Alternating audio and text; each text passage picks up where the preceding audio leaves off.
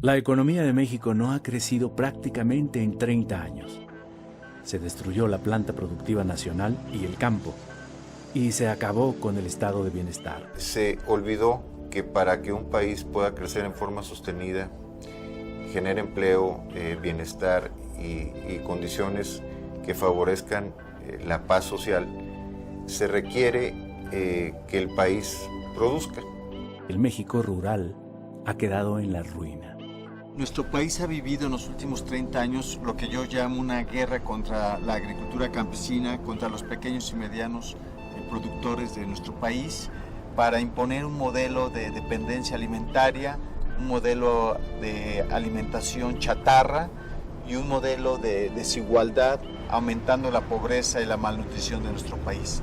Los tecnócratas redujeron los apoyos a los productores, eliminaron aranceles y permisos de importación, también la inversión pública destinada al sector agropecuario. Desmantelando la producción nacional, dándole la espalda a los campesinos mexicanos y generando una liberalización que solamente ha beneficiado a un puñado de grandes corporaciones agroalimentarias mexicanas y transnacionales. Los empresarios pequeños y medianos pues son los olvidados del sistema y sus intereses son sacrificados a los intereses de los grandes empresarios monopólicos que son los que controlan al gobierno.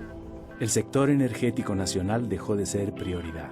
Nos tardamos muchísimos años, décadas, en construir empresas mexicanas del Estado con una fuerza técnica muy importante, y en los últimos 20 años prácticamente lo han ido desmantelando poco a poco. A pesar de que constitucionalmente está prohibido, se permitió, digamos, entre comillas, la participación privada en la generación eléctrica. La industria petrolera nacional ha sido desmantelada. Todo se concentra en la venta de petróleo crudo al extranjero. México importa más de 40% de la gasolina que consume y 25% del gas que necesita. Eso provoca los altos precios en los energéticos que perjudican a los consumidores y productores.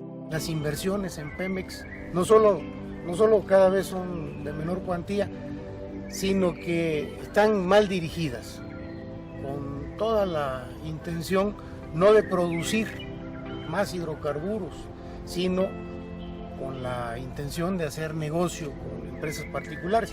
A inicios de 2008 hay una iniciativa de Calderón de privatizar prácticamente todas las áreas del sector petrolero. Eso él le llamaba una reforma energética. Toda la cadena petrolera se quería privatizar. Viene un gran movimiento.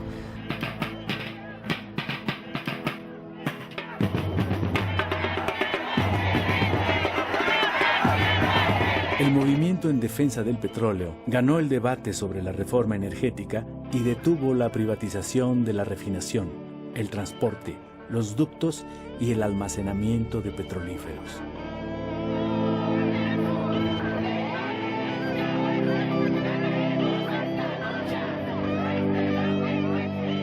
Aunque hay que decir que las luchas logran parar, pero el intento privatizador por parte de Calderón sigue.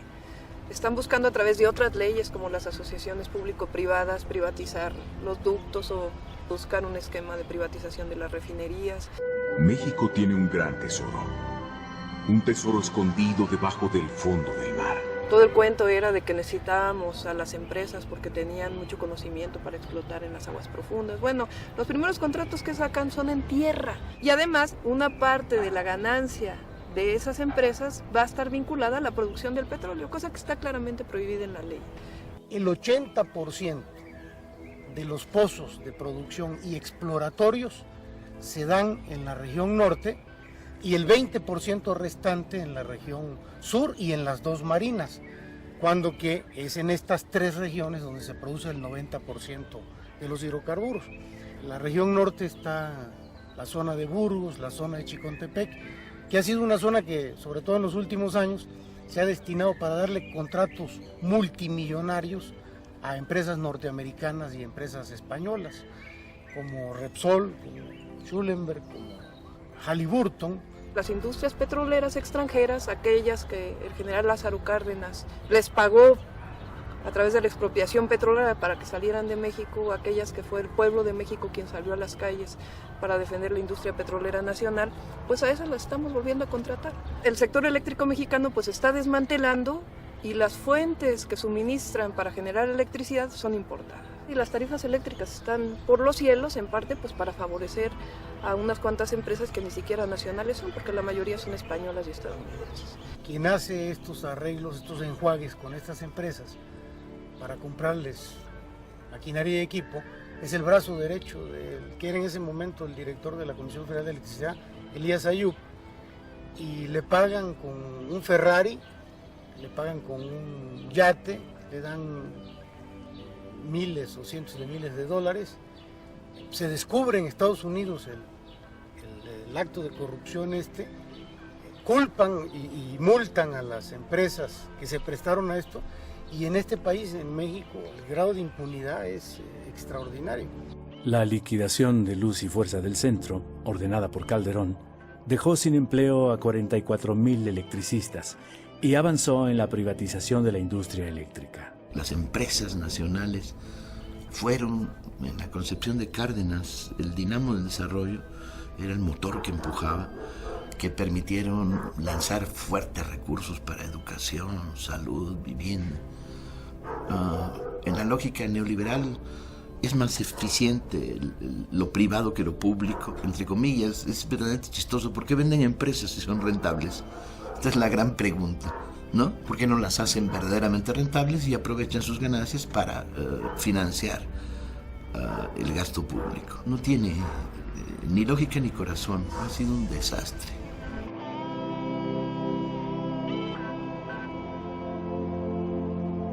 El neoliberalismo en México es sinónimo de saqueo, abandono y corrupción. Este proceso explica todos los fenómenos que vienen después. Explica, por ejemplo, las políticas de contención salarial. Explica el retiro gradual pero sostenido y sistemático de prestaciones laborales, de derechos, de servicios, de educación, de salud, de cultura. 7 de cada 10 mexicanos que trabajan ganan menos de 5,000 pesos mensuales, 3 salarios mínimos. Es la tercera parte del salario mínimo en Estados Unidos, que alcanza los 15,000 pesos mensuales. La política neoliberal ha creado una enorme desigualdad económica y social. Como el 80-90% del crecimiento del PIB se ha ido a el 1% de la población. Desde 1983, la migración hacia Estados Unidos creció de forma impresionante. En 2010, 500,000 mexicanos cruzaron la frontera norte buscando un futuro.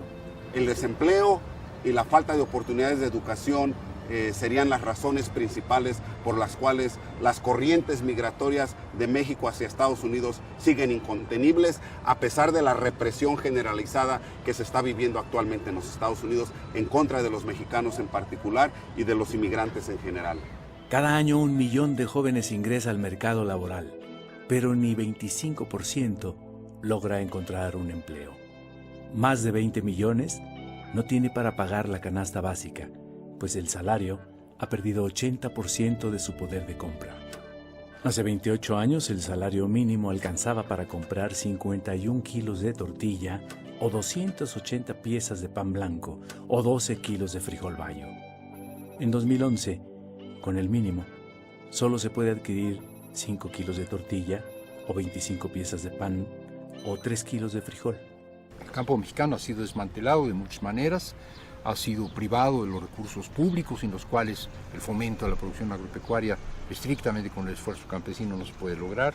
Se han abierto las fronteras a la importación de granos básicos, se ha estimulado únicamente al sector empresarial, que es el que menos los necesita, se ha desalentado de muchas maneras la agricultura y sin embargo México sigue siendo un país con campesinos. Hoy 70% de las gentes que viven en el campo están en condiciones de pobreza. Los neoliberales redujeron el gasto social, dejaron de invertir en infraestructura, clínicas, hospitales, educación y seguridad social. Se busca que los mexicanos tengamos un nivel educativo que llegue exclusivamente hasta la secundaria. Mano de obra barata, que sirva a los intereses de los grandes países industrializados y que produzca a muy bajo costo. Hay millones de jóvenes que desean estudiar la educación media superior y que no pueden, sencillamente porque no hay espacios. Cuando los del PRI o del PAN, que han estado en el poder, hablan de reformas estructurales, son reformas para beneficiar a los grandes intereses económicos. Por ejemplo, cuando hablan de reforma laboral, ellos quieren una reforma laboral para disminuir los derechos de los trabajadores. Lo que hemos vivido en estos últimos aproximadamente 30 años es un doble despojo. Por un lado, el despojo de lo público y por otro, el despojo de lo social, el despojo de sectores campesinos y destacadamente el despojo de pueblos indígenas.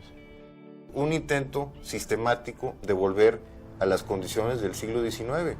Ni siquiera se puede comparar con el saqueo que hubo durante la colonia, porque para empezar eso les llevó 300 años, 3 siglos, y ahora han saqueado en 25 años. El PRI y el PAN en el Congreso han tomado juntos las decisiones que han perjudicado a la mayoría de los mexicanos.